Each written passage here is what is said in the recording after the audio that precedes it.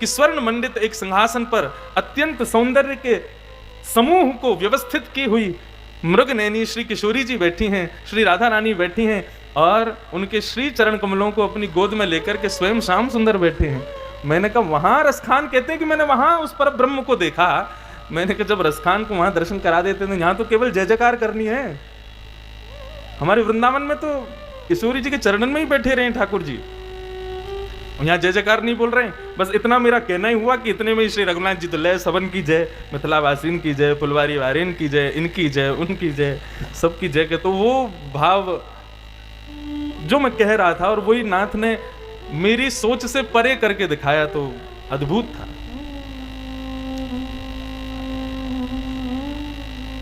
बंधुओं, ये भाव स्थापित करने वाले उन सरस प्रेम स्वरूप पूज्य मामा जी को हम बारंबार प्रणाम करते हैं कि बक्सर में केवल गंगा जी प्रवाहित नहीं होती हैं, बक्सर में प्रेम नदी भी प्रवाहित होती है। और हमारे ब्रज में गाते हैं, कौन पावे या को पार, प्रेम नदिया की सदा उल्टी बहे धार। सब लोग गा लो। अब देखो हमारो समय तो बहुत तगड़ो ले लियो आज लेकिन उनको भी बारंबार प्रणाम है, ऐसी विशिष्ट विभूति आए लेकिन आकर के खूब सुंदर सरस भाव से अपने भाव को प्रस्तुत करके गए। लेकिन अब जितनो समय बचो है, थोड़ा बहुत ज़्यादा ले लूँ तो क्षमा करियो आज है। वो हमारे मंच संचालक कहाँ हैं, उनसे निवेदन कर दियो, बोले आज नेक्स्ट ज़्यादा चलेगी कथा जी। फिर चले गए, लेकिन फिर संपूर्ण प्रेम को उजागर करवे के काजे, संपूर्ण प्रेम रस को चखवे के काजे ठाकुर जी श्री धाम वृंदावन पधारे। वहां आकर के अपनी संपूर्ण लीला ही उन्होंने प्रेम युक्त की। तो वह प्रेम युक्त लीला को करवे को विचार कहां से आयो? यहीं से आयो होगो। ये जो फुलवारी लीला है, ये जो मिथिला की लीला है, ये जो जनकपुर की लीला है, यहीं से हमारे श्री रघुनाथ जी को भाव बनो होगो। भैया ये प्रेम तो बड़ो आनंददायी है, या को सर्वांगीण रस यदि लेनो हो तो फिर अगले अवतार में हम तो यही रस में रहेंगे। तो मानो श्री कृष्ण संपूर्ण प्रेम स्वरूप प्रेम रस में ओतप्रोत रहे, वाको भाव प्राप्त मिथिला से भयो। आज उसका दर्शन हुआ। तो ऐसे इस रसयुक्त भाव को बारंबार मैं प्रणाम करता हूं, नमन करता हूं। बंधुओं, हम लोग अपने क्रम में चलें। नवदा भक्ति के विषय में हम लोग श्रवण कर रहे थे कि श्रवणम कीर्तनम विष्णु स्मरणम पाद सेवनम अर्चनम वंदनम दास्यम सख्यमात्म निवेदन। नवदा भक्ति के अब तक हम 4 सोपान चढ़ चुके हैं। प्रथम दिन श्रवण भक्ति, कीर्तन भक्ति, स्मरण भक्ति, और कल हमने श्रवण की पाद सेवनम, पाद सेवन भक्ति। पाद सेवन के भाव में हमने क्या पक्ष रखा था कि ठाकुर जी की अर्चावतारों की सेवा जो हमको घर में प्राप्त है, जो हमारे घर में ठाकुर जी विराज रहे हैं, भले ही वो चित्रपट के भाव से हों, भले ही वो किसी भी भाव से हों। देखो सर्वप्रथम आपसे एक निवेदन करें, ठाकुर जी जब घर में विराजमान हो जाएं और सेवा स्वीकार करने लग जाएं, ना तो स्वयं कभी कहना और ना किसी को कहने देना है कि एक मूर्ति है, ये अष्टधातु की हैं, ये पत्थर की हैं, ये इस मार्बल की हैं या उसकी हैं, ऐसी हैं वैसी हैं, इतने की खरीदी हैं। ये सब बात कभी ना तो कहनी है और ना किसी को कहनी देनी है। और कोई अबोध व्यक्ति यदि कह भी दे तो बस मुस्कुरा करके सुन लीजिए, फिर उसको समझाइए, भैया ये पाषाण नहीं है, भैया ये तुम्हारे भाव से जो तुम कह रहे हो वो नहीं है, ये हमारे ठाकुर जी, ये पूर्ण चैतन्य है। पाद सेवन में वैसे तो देखिए, मैंने पहले दिन से ही मैं कहता जा रहा हूं कि नवदा भक्ति के यदि कड़ियों को एक दूसरे से मिलाकर के चलोगे तो ये संशय उत्पन्न होगा ही नहीं, कभी मन में भाव ऐसा आएगा ही नहीं कि वो पाषाण है। यदि श्रवण श्रेष्ठ होगा, कीर्तन श्रेष्ठ होगा, स्मरण श्रेष्ठ होगा, तो पाद सेवन अपने आप श्रेष्ठ हो जाएगा। इनमें से कहीं चूक रह गई तो ठाकुर जी की जो निज सेवा है ना, उसमें कोई ना कोई अपराध बनते रहेंगे। और एक बात आपको स्पष्ट रूप से थोड़ी सचेत करने के लिए एक बात मैं आपको बहुत स्पष्ट रूप से बता दूं, ये जो अर्चावत, क्यों मृत्यु के बाद में जीवात्मा जो है वो ठाकुर जी से बड़ी शिकायतें करता है, क्योंकि कर्मानुसार उसको नरक प्राप्त होना है, स्वर्ग प्राप्त होना है, आदि आदि गतियां प्राप्त होनी है। तब वो ठाकुर जी से बड़ी शिकायत करता है, बोले मेरी क्या गलती है कि संसार में मैंने ये कर्म किए, आपने मुझसे करवाए, आपने मुझे ऐसे रखा, आपने ऐसी पत्नी दी, ऐसे बच्चे दिए, आपने ऐसी ऐसी व्यवस्थाएं मेरी सारी बिगाड़ी, इसमें मेरा क्या दोष है। तो व्यक्ति जो है वो जीवात्मा परमात्मा से शिकायतें बहुत करता है। तो ठाकुर जी पहले तो सुनते रहेंगे, सुनाते रहो, तुमको जितनी कहनी है सब कह लो। और जब व्यक्ति अपनी शिकायतें बंद करेगा ना, तब ठाकुर जी कहते हैं अब हम अपना खर्रा निकालें। बोले कैसा? हम तुम्हारे घर में आए थे, भले ही चित्रपट के रूप में आए थे, भले ही एक छोटे से गोपाल जी के रूप में आए थे, घर में शादी ब्याह का समय आया, हमको अलमारी में बंद कर करके चना चनोरी और ये सब बादाम रख करके 4 दिन के लिए बंद करके चले गए। हमको कुछ कहा हमने? उस रात्रि को तुमने भोजन बनाया, इतनी मिर्च डाल दी दाल में, मुझको पहले भोग लगाया, तुम लोग बाद में खाते हो, पहले मैं खाता हूं। उस मिर्च भरी दाल को भी मैं खा गया, चुपचाप कुछ नहीं कहा। मेरे बाद जब तुम्हारा बेटा खाने बैठा तो उसने कहा माँ बहुत मिर्च है दाल में, तो तुमने दाल को सुव्यवस्थित किया, नींबू डाल रहे हो उसमें, ये कर रहे हो कि बालक को मिर्च ना लगे। मेरा विचार किया? मैंने तो वैसे ही खाया जैसा तुमने दिया। अपने कमरों से छिपकली भगा दोगे, चूहे भगा दोगे, मंदिर में चूहा मेरी पोशाक खाते रहते हैं, कभी मैंने कुछ कहा? भोग धर के मेरे सामने चले जाते हो और फिर कमरा बंद करके चले जाते हो, उसके बाद में क्या तबाही मचाते हैं चूहे, कभी कहा? ठाकुर जी सारी शिकायतें लेके बैठेंगे और फिर हम एक शब्द उनसे नहीं कह पाएंगे। इसलिए भैया ये अर्चा अवतार जो घरों में बैठे हैं ना, मंद मंद मुस्कारे, हाथ में मक्खन लेकर के, लेकिन वास्तव में ठाकुर जी सब सहन करने को बैठे हैं। बोले तू कर ले, तेरी जितनी हिम्मत है तू उतना मेरे को प्रताड़ित कर ले, लेकिन ये प्रताड़ना सह करके ठाकुर जी हिसाब बराबर करेंगे बाद में। इसलिए भैया मैं पहले ही निवेदन कर चुका हूं, उनके प्रति ये भाव ही मत रखो कि वो एक मूर्ति। पाद सेवन, ये जो अर्चना की विधि है, ठाकुर जी की सेवा की विधि है, इसमें मूल रूप से यही भाव रखो कि वो साक्षात चैतन्य है। लड्डू गोपाल जी हैं, मैं कई घरों में जाता हूं, ऐसे लड्डू गोपाल बैठे रहते हैं। तो कथा में मैं एक दिन कह रहा था ना कि मैं लड्डू गोपाल को कभी कभी प्रेम से ऐसे ही मजाक में बोल देता हूं, विनोद में, ये 3 व्हीलर हैं, 2 घुटने और एक हाथ के सहारे से चलते हैं, एक हाथ तो नीचे रहता आता नहीं, उसमें तो मक्खन है। तो 3 व्हीलर ठाकुर जी हैं लड्डू गोपाल। लेकिन कई घरों में मैं जाता हूं तो वो वहां मैंने बहुत सुंदर देखा कि वो छोटी सी एक तकिया लगा देंगे ठाकुर जी के हाथ के नीचे, और उनको देख के इतना सुख मिलता है। मैंने लगा देखो आपके मन में भाव तो आया ना कि ठाकुर जी का ये टिका हुआ नहीं है, पूरे दिन ऐसे रहते होंगे, श्रम होता होगा, नीचे आपने एक बढ़िया तकिया लगा दी। यही भाव पाद सेवन है। रात्रि में अपने ठाकुर जी को इत्र सेवा कराओ सुलाने से पहले, और जो मुड़े हुए घुटने हैं उन पर इत्र लगाओ। पूरे दिन ठाकुर जी आप ऐसे ही बैठे रहते हो, आपको श्रम हो जाता होगा, आपके घुटनों में पीड़ा होती होगी। हे नाथ, अब आप हमारे सामने तो सहज हो नहीं सकते, हम लोग इतने गुणी नहीं हैं, हम लोग इतने योग्य नहीं कि आपको सहज अवस्था में देख सकें, लेकिन नाथ हमने खूब मालिश कर दी है, अब हम जैसे ही चले जाए ना आप सहज हो जाना, बिल्कुल लंबे पांव करके सो जाना, अपने हाथ वाथ सब सीधे कर लेना। यही भाव पाद सेवन है। हम अपने लाल जी को लेकर के विदेश तक घूमे आते हैं, लोग मेरे से प्रश्न करते हैं महाराज जी कैसे करते हो? मैंने कहा देखो सेवा में क्रम करना जरूरी नहीं होता, भाव जरूरी होता है। अब विदेश गए थे अभी, 17 घंटे का non stop flight, Lal ji साथ में। अब ट्रेन में कहीं जाते हैं तो बीच में रास्ते में कोई ऐसा स्थान पड़ता है जहां कोई वैष्णव रहते हैं, उनको पहले ही बोल देते हैं भैया ठाकुर जी हैं साथ में, इतनी इतनी पकवान बना के तैयार रखना, रेलवे स्टेशन पे दे जाना, ठाकुर जी का भोग लग जाएगा। लेकिन फ्लाइट में कैसे करें, और वो भी विदेश जाए तो? भारत में तो 1-2 घंटे के फ्लाइट है, ठाकुर जी पाक के राजभोग सीधे हवाई जहाज में बैठे, वहां उतर के फिर भोग पा लेंगे। लेकिन विदेश के लिए कैसे करें? तो हमने बड़ी सुंदर युक्ति अपनाई। अब देखो ये कोई ग्रंथ शास्त्रों में नहीं है, लेकिन जब आप निरंतर श्रवण भक्ति, कीर्तन भक्ति और स्मरण भक्ति में रहते हैं ना, तो पाद सेवन सीखनी नहीं पड़ती, अपने आप आती है। हमने क्या किया, अपने ठाकुर जी की झांपी जी जिसमें ठाकुर जी विराजते हैं, उसमें खाली ठाकुर जी की जो झारी जी हैं जिससे जल पीते हैं, वो झारी जी का हाथ में लेकर के श्री यमुना महारानी को निवेदन किया, हे यमुना महारानी आप सर्वव्यापी हो, आपका निवास तो वायु में भी है, सूर्य तनया हो। हमारे लाल जी विदेश जा रहे हैं, रास्ता में कहीं शुद्ध जल मिले नहीं मिले, हम इसलिए खाली झारी जी रख देते हैं, आपका भाव रख रहे हैं, जब भी लाला को प्यास लगे झारी जी में आ जाना और लाला की प्यास बुझा देना। अब ये भाव ठीक है। अब ये होगी जल की व्यवस्था ठाकुर जी की। दूसरे हैं बंटा जी, बंटा को कह लो ठाकुर जी का टिफिन।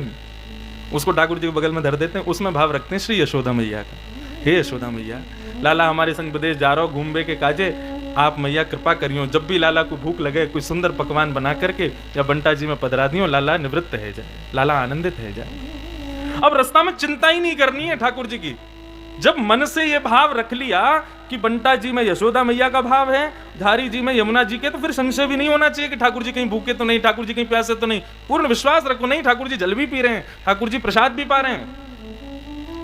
और तीसरी हम एक और चीज करते हैं, ठाकुर जी के उसमें जिसमें ठाकुर जी बैठते हैं विराजते हैं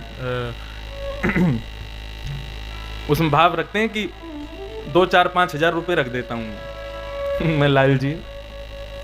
रास्ता में बहुत सारी गोपी पड़ेंगी, बहुत सारे गोप ग्वाल मिलेंगे, आकाश में वायुयान में जाओगे, वहां तो सब आपके सब यार दोस्त हैं, इंद्र आदि सब आपके देवता ही सब मित्रजन हैं।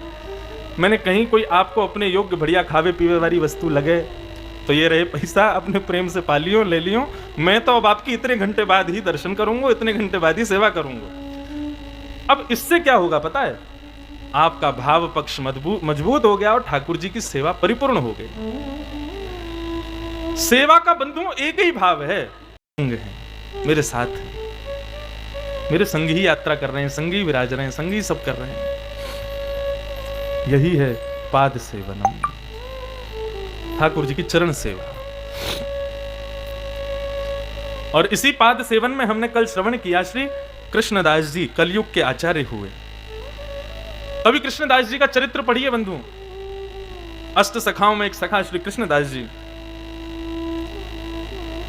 हमारी दृष्टि और कृष्णदास जी की दृष्टि में इतना ही अंतर है कि हम किसी भी वस्तु को देखते हैं, उस वस्तु को अपने ऊपर धारण कर लेते हैं भाव में, हम पर कैसी लगेगी या हमारी जीव को कैसी लगेगी या हमारी तृप्ति कैसी होगी। लेकिन कृष्णदास जी की भाव पक्ष दूसरा है, वो किसी भी उचित वस्तु को देखते हैं तो अपने ठाकुर जी के प्रति निवेदित करते हैं।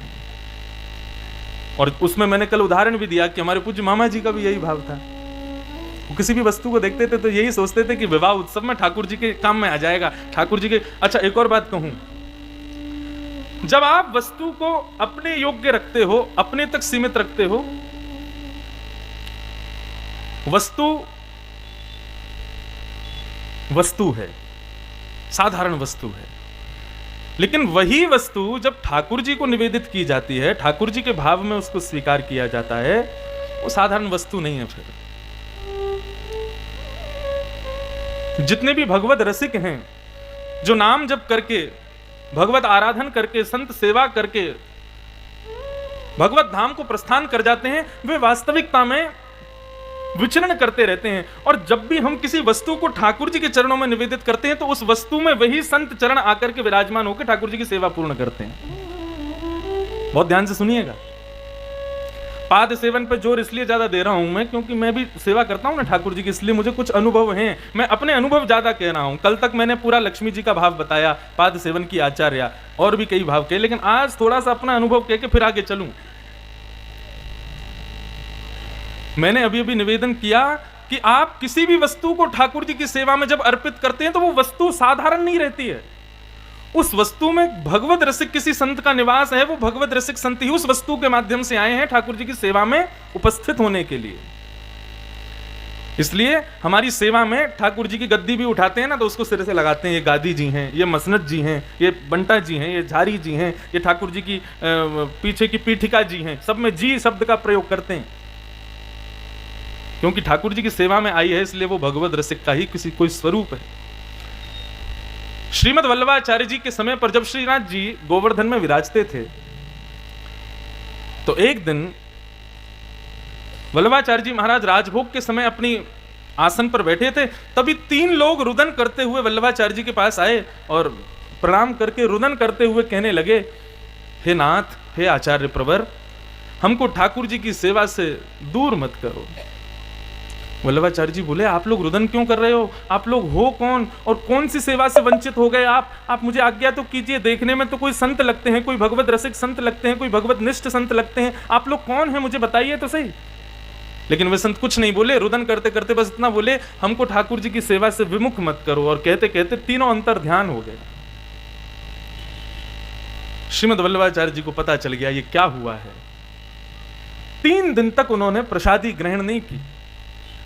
3 दिन बाद जब सब अर्चक, सब पुजारी, सब ने आकर के वल्लभाचार्य जी से प्रणाम करते हुए कहा, भगवान हमसे कोई अपराध हुआ जो आप ठाकुर जी के प्रसादी भी ग्रहण नहीं कर रहे हो? तो वल्लभाचार्य जी ने बताया, बोले 3 दिन पहले 3 लोग मेरे पास आए थे और वे आकर के रुदन कर रहे थे, आर्त भाव से, उनके नेत्र लाल थे, उनका चेहरा भी बिल्कुल शुष्क पड़ गया था, कष्ट के कारण उनके मुखमंडल की आभा भी बिल्कुल क्षीण हो गई थी, और वे रुदन करते हुए कह रहे थे कि हमको ठाकुर जी की सेवा से विमुख मत करो। और ऐसा कहकर के वे तीनों अंतर ध्यान हो गए। पता है वो कौन थे? सब शिष्यगण और सब अर्चक जन सब सामने बैठे थे। बोले भगवान आज्ञा करें। तो बोले वे रसोई घर में जब ठाकुर जी के लिए प्रसाद सिद्ध हो रहा था, उसी में जब भात धोए जा रहे थे, चावल धोए जा रहे थे, धान को धोया जा रहा था, और धोने के बाद जब उसका जल उससे दूर किया जा रहा था, तो छानते समय 3 चावल के दाने नाली में बहकर के बाहर चले गए। वही 3 कण जो चावल के थे, धान के थे, वो कोई भगवत रसिक संत थे, वही आए आकर के रुदन कर रहे थे कि हमको ठाकुर जी की सेवा से विमुख मत करो। और तब से श्रीमद् वल्लभाचार्य जी ने ये नियम बना दिया, मंदिर में ठाकुर जी की अर्चना के लिए आई हुई छोटी सी छोटी वस्तु भी है, उसको भी पूजनीय संत प्रवर का स्वरूप जान करके, किसी संत की दिव्य चेतना उसमें है ये मान करके उसको प्रणाम करो और विचार करो कि वो ठाकुर जी की सेवा से दूर ना हो।